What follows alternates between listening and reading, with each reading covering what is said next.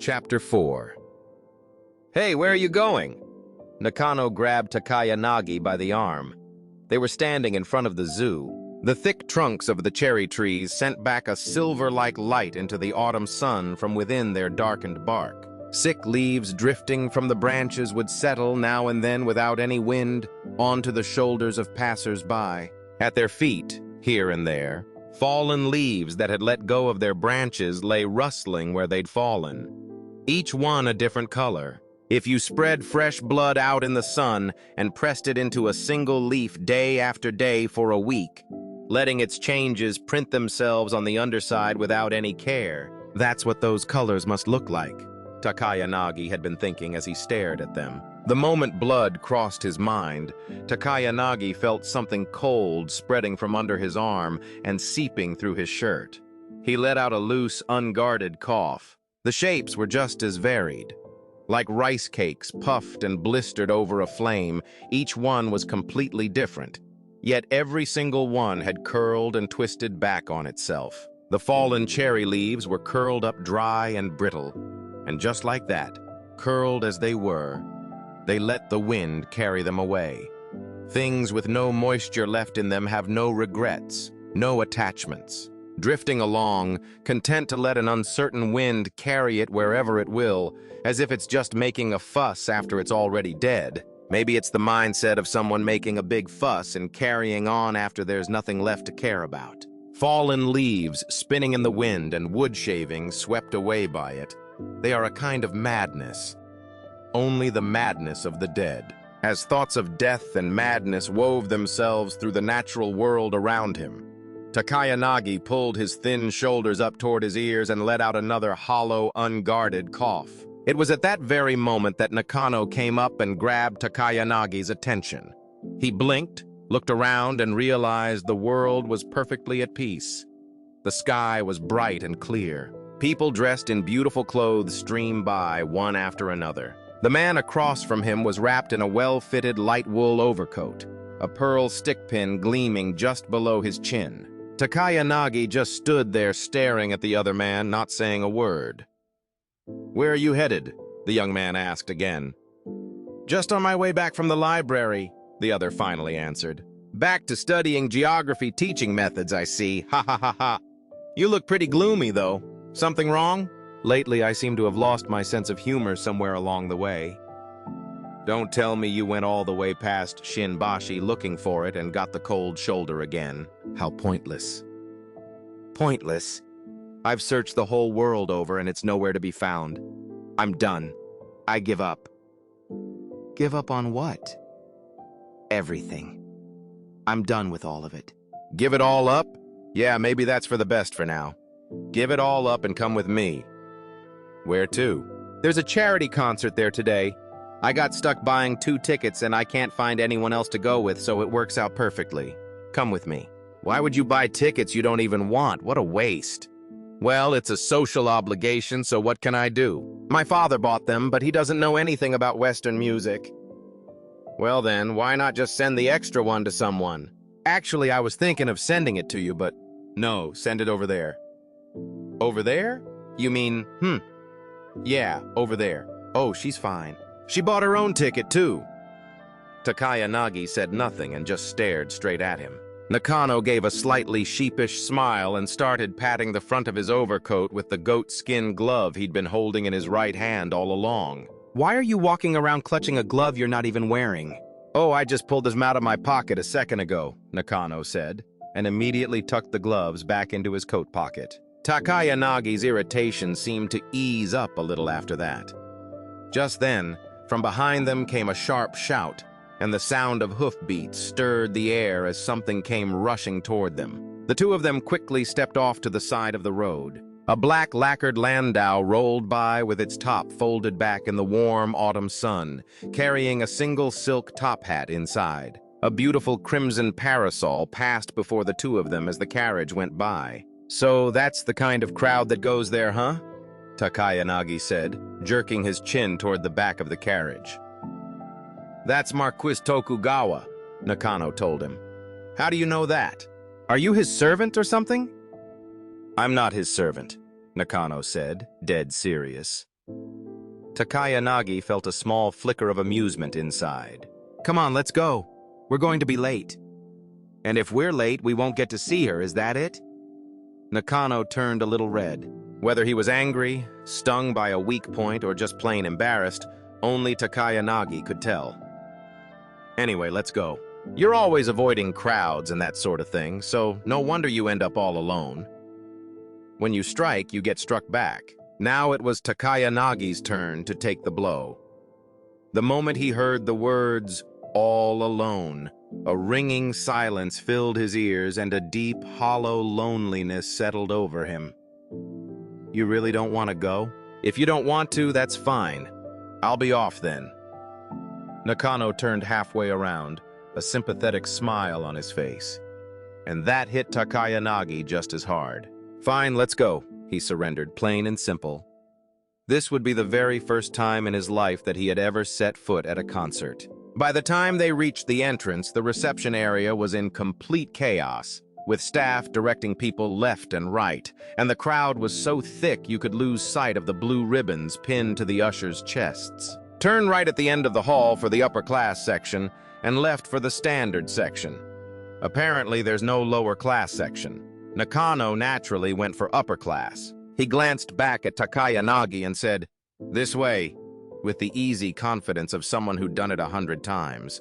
The young man, entirely alone in the world, found himself wishing that just for today, they might have set up a special lower-class section somewhere so he could slip in there all by himself and listen in peace. As he thought about this as he climbed the stairs behind Nakano.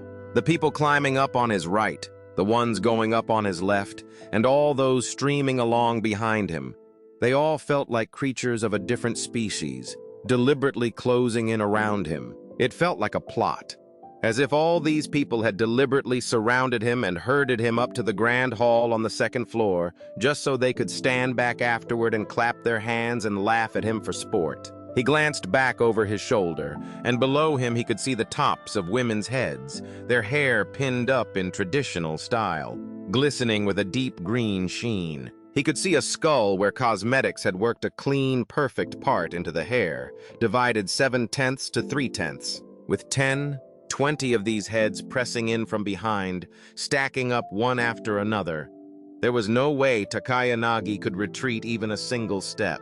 The crowd was pushing him forward. Stepping through the entrance of the concert hall, he felt a soft, hazy daze wash over him, like someone drunk on mist. It was the feeling you get when you've pushed through dense undergrowth blocking out the sky, hauled yourself up to the summit, and suddenly, without warning, a view stretching 100 miles unfolds below you. The performance stage sat far below, like the bottom of a valley. To get closer, you'd have to descend in a straight line from the top of that peak you'd just climbed, threading your way between the rows of people arranged in perfect order. You had no choice but to let yourself be swept along to the bottom of that bowl-shaped pit. At the bottom of the mortar-shaped bowl, the interior curved upward in a semicircle toward the open ceiling, where rows of people formed human walls layered in horizontal rings, one above the other. Takayanagi had made his way down 7 or 8 rows when he looked back up to check the full height of the bowl-shaped hall all the way to the ceiling,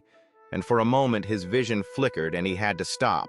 "Excuse me," said a large foreigner, brushing right past Takayanagi and squeezing down one step below him. The white ostrich feathers brushed past his nose, and a delicate fragrance drifted over him. Behind them, a large, bald man carefully cradled his silk hat against his side as he squeezed past, pressing close to the woman beside him as the two of them slipped through. "Hey, there are 2 empty seats over there," said Nakano, moving with easy confidence as he cut sideways across the aisle. The people in the row stood up to let the two of them through. Takayanagi thought to himself that if he'd been alone, not a single person would have gotten up to let him through. "Quite a crowd, isn't it?" Nakano said, settling into his chair and scanning the packed hall. Then he noticed what his companion was wearing, and his voice suddenly dropped to a near whisper. "Hey, you need to take your hat off," he said in a low voice. Takayanagi suddenly realized it and pulled off his hat, glancing quickly left and right. When he noticed 3 or 4 pairs of eyes fixed on top of his head, he thought, well, there it is again. surrounded on all sides. Sure enough, he was the only one in the entire concert hall still wearing his hat. "Is it all right to keep my overcoat on?" he asked Nakano. "The overcoat is fine, but it's too warm, so maybe I should take it off," said Nakano, standing up briefly.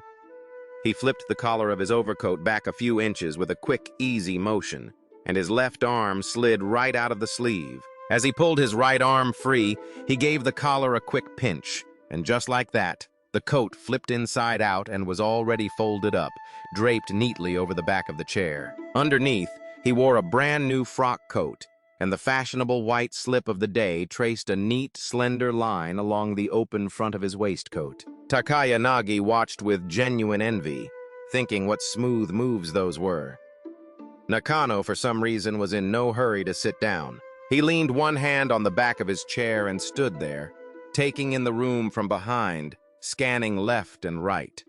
Many eyes turned and settled on him.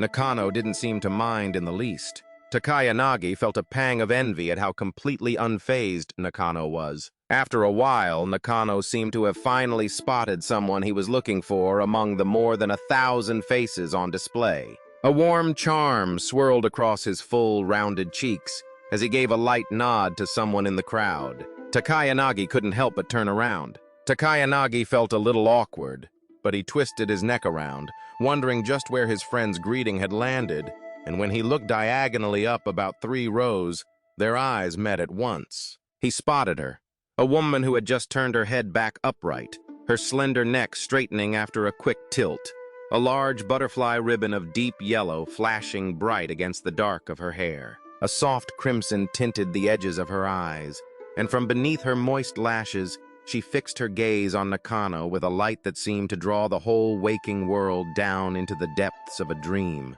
Takayanagi felt a sudden jolt of dread.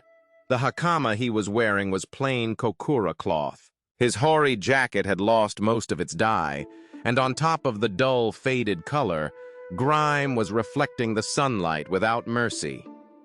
The last time he had been to the bathhouse was 5 days ago. It had been a long time since he'd washed his shirt. A concert hall and someone like him simply didn't belong together. And what about his friend and him?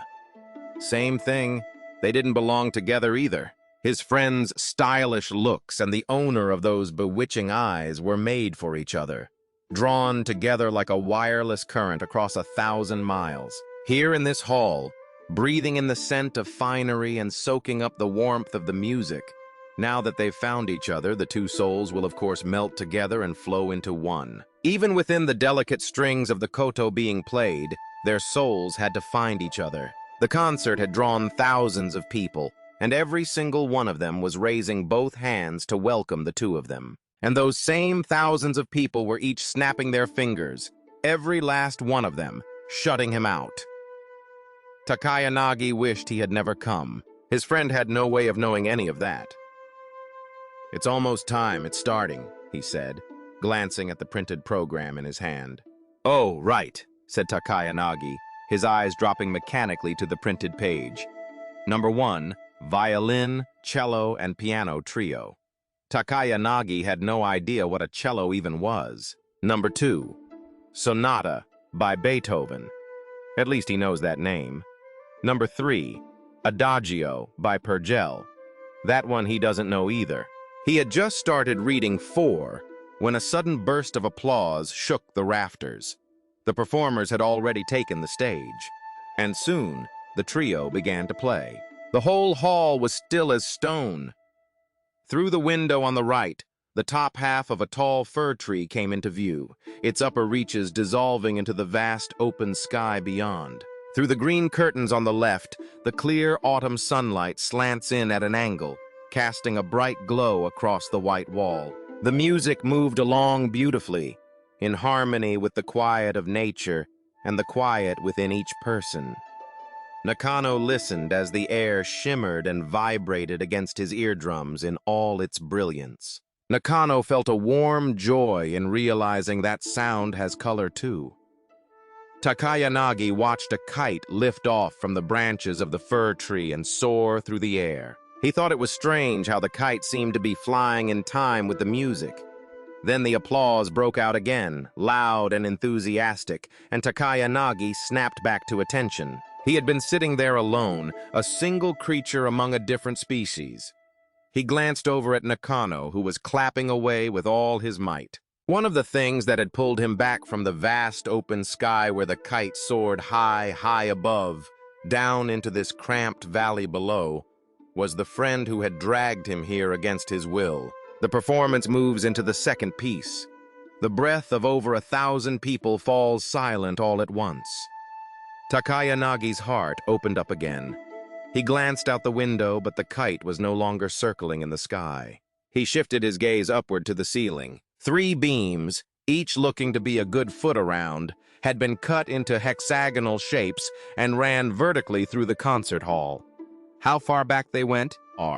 He couldn't tell, since he hadn't turned his head to look. Here and there, floral patterns worked into loose, flowing designs wound their way along the 6-sided beams, trailing vines curling around them. Lying back and gazing up, he felt as though he had wandered into the vast interior of some great temple, and all those voices, high and bright, low and cool, came tumbling down from the ceiling, tangling together like the vine scrollwork wrapped around the beams. Takayanagi stands there alone, as if in a world with no one else in it. Then, without any warning, a third round of applause breaks out. The friend sitting next to him clapped louder than anyone else. The lone soul who had been standing in that empty world suddenly found himself surrounded, swallowed up in a storm of applause. The applause showed no sign of letting up. The applause grew even more fierce just as the performer was pushing open the door and stepping into the room. The performer, cradling the violin warmly under their right arm, turned their body around toward the door. A hem pattern of pale autumn leaves drifts across the stage toward him. She caught a bouquet of white chrysanthemums in full, wild bloom in the sweep of her flowing sleeve, then gently bowed her upper body before the audience. Takayanagi felt it. He realized, listening to this woman's music, that he hadn't simply been an audience member. He had stolen it. She had never meant for him to hear it, and he had crept close in secret and taken it for himself. The performance begins again before the applause has even died down. In an instant, the whole audience disappears from Takayanagi's world, and just like that, he is free again. He felt as if he were standing alone in a vast open field, and somewhere far in the distance, a warm sun the color of a ripe persimmon was slowly, gently rising up. He used to feel this way all the time as a child. Why had everything become so suffocating now? Wherever he looked, left or right, it seemed like people were pushing him away. And the one friend he had clapped those heartless hands at the very moment that mattered most. They say if you have nowhere to turn, you can always run home to your parents. If he still had his parents, things never would have turned out this way. When Takayanagi was 7, his father walked out one day and never came back. After that, his friends stopped playing with him. When he asked his mother, she kept saying his dad would be back soon, any day now. His mother had lied to him, telling him his father would be back, even though he was never coming back. And she was still alive today. She had moved out of the family home she'd lived in for years and was now living alone, tucked away in the mountains, 3 miles from the town where he was born. Once he graduated and made something of himself, it was his duty as a son to bring her to live with him, maybe even in Tokyo. If he ran back home now, they'd both starve to death. Suddenly, applause erupted all around. That last one was wonderful. The best of the evening, easily. What an expressive performer. So, what do you think? Nakano asked. Didn't you enjoy it? Well, I suppose that's not much help. Hey, see that woman sitting next to the Westerner over there? The one in the finely patterned Yuzen kimono?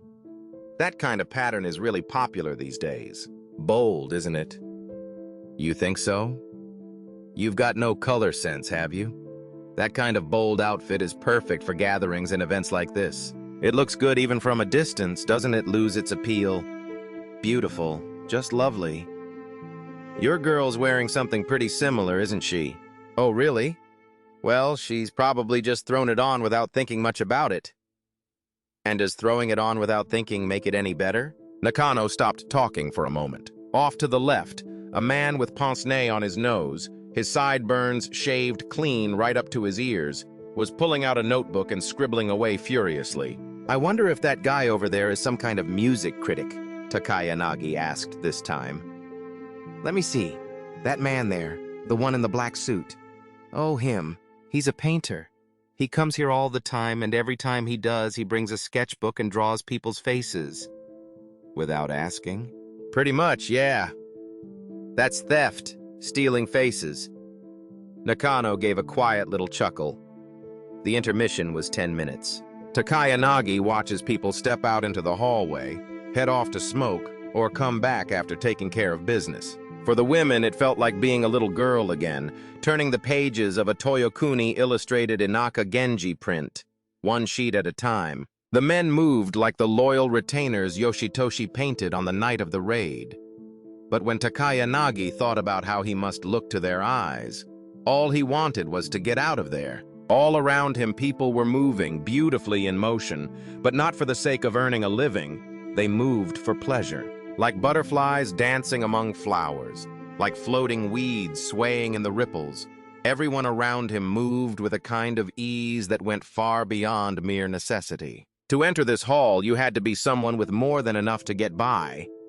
His own activity was the activity of a man scraping just to survive. It is not the warmth of spring at work, but the chill of autumn bearing down. He works to atone for the sin of having accepted life unconditionally, bound by a solemn and unyielding fate. Honestly, compared to any of these carefree, fluttering souls around him, he felt not the slightest shame. It's not that he has nothing to say, or that people wouldn't nod along if he said it, or that they wouldn't respect him for it. It's because the struggle to survive has swallowed up every hour of his day, leaving him no chance to speak. The reason I cannot say what I want to say, the reason the world cannot hear what it longs to hear, is that heaven has bound my hands. It is because people have clamped shut my mouth. If someone handed me a vast fortune and then ordered me not to spend a single penny, I could never go back to the peace of mind I had when I had nothing. He felt the urge to turn on the very person who had given that order and curse them. Must I curse myself to death? Then, all at once, his throat closed up and he was seized by a fit of coughing. He pulls a handkerchief from his sleeve and wipes away the phlegm. The white cloth he'd bought has turned a strange shade of brown. He looked up to see a woman with a fine gold chain draped over her shoulder, thin as a kanze braid, and a watch tucked into the folds of her thick-woven obi, its red and yellow threads interwoven. She was standing at the end of the row, exchanging a greeting with Nakano. "Oh, how lovely of you to come," she said, narrowing her pretty double-lidded eyes. "My, what a wonderful turnout. Fuyuda really put on quite a performance, didn't he?" said Nakano, turning halfway toward the woman. "Yes, he was absolutely thrilled," she said with a smile and headed back down. "Do you know that woman?" "How would I know her?" Takayanagi snapped. The other person was taken aback and fell silent. Just then, the music started up again after the intermission. The piece was something called the Four-Leaf Clover. Throughout the piece, Takayanagi drifts in and out, half listening. When the applause breaks out, he snaps back to himself like a fever patient jolted awake from a dream. This cycle repeated itself 2 or 3 times, and the last time he was jolted back from his trance. They were playing the Tannhäuser March, crashing the gongs and blasting the brass horns. Soon, more than 1,000 figures all began moving at once. The 2 young men were swept along in the crowd as they made their way out through the gate. The day was just beginning to fade into dusk. The pine grove rising up beside the library still held the faintest trace of green, slowly fading into dark shadow. "Getting cold, isn't it?" Takayanagi's response was 2 weak, hollow coughs. "Hey, you've been coughing like that for a while now.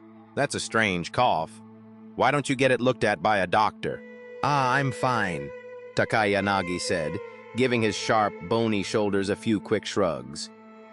They cut across the pine grove and came out in front of the museum. Against the vast ginkgo tree, Countless crows, dotted like drops of black ink, swirled in a wild frenzy. Above them, the darkening sky blazed with the glitter of falling leaves beyond number. Now a wind had picked up. Hey, a guy named Shiraidoya came by 2 or 3 days ago. Doya? Teacher Doya? That's what I figured. It's not that common a name after all. Did you ask him? I thought about it, but it felt awkward, so I didn't. Why? I mean, it's not like I could just ask him straight out, "Excuse me, have you ever been kicked out of a middle school by your students?" You didn't have to ask whether he was driven out. Still, he's not an easy man to talk to. He's a difficult sort. The kind who only says what he came to say and nothing more. Maybe he has. But what on earth did he come to see you about in the first place? Oh, he came as a reporter for Koko Zashi magazine to take notes on an interview with me. An interview with you, huh? The world sure works in strange ways. Money wins in the end, doesn't it? Why do you say that? Why? Oh, the poor man. Has he really fallen that far down in the world? So what was Doya's outfit like? Well, nothing too impressive, I'd say. Never mind whether it's impressive or not, just tell me roughly what kind of clothes he was wearing. Well, let's see. Hard to say exactly, but, well, I'd put him somewhere around your level. What, this level? Like about this haori? The haori is a slightly better color, though. What about the hakama? The hakama isn't cotton, but it's even more wrinkled to make up for it. So we're neck and neck, you and I. Neck and neck, you and I. Is that so? You know, he's a tall man, all lanky and stretched out. Tall, with a long, narrow face. Then it has to be Doya. The world can be pretty cruel. You know his address, right? I didn't ask for the address. You didn't ask? No. But if you check with Koko magazine, you'll find it right away. He might even be involved with other magazines and newspapers. I feel like I've seen the name Shiraidoya somewhere before. Carriages and rickshaws heading home from the concert had been streaming past the two of them one after another, rushing through the dusk toward home. 2 rickshaws came charging up from behind, and just when it seemed like they were going to pass the 2 men, they swung past the great Buddha statue and pulled right into Seiyuken, the drivers calling out as they went. Through the pale evening mist, as the fading light closed in around them, a woman passed in robes so brilliantly colored they seemed to push the dusk itself back. And there was no mistaking she was a woman of distinction. Nakano stopped dead in his tracks. I'll leave you here. I've got someone waiting for me. You made plans to dine at the Seiyuken? Yeah, well, something like that. Anyway, take care, said Nakano, and off he went. Takayanagi was left standing alone in the middle of the street. He made his way down to the pond, alone in a lonely world. And that's when Shusaku, that solitary soul, had this thought. If I had time for romance, I could channel all this pain of mine into a story and leave something behind for the world. He glanced up and saw the elegant gas lamps glowing in the second-floor windows of Seiyuken.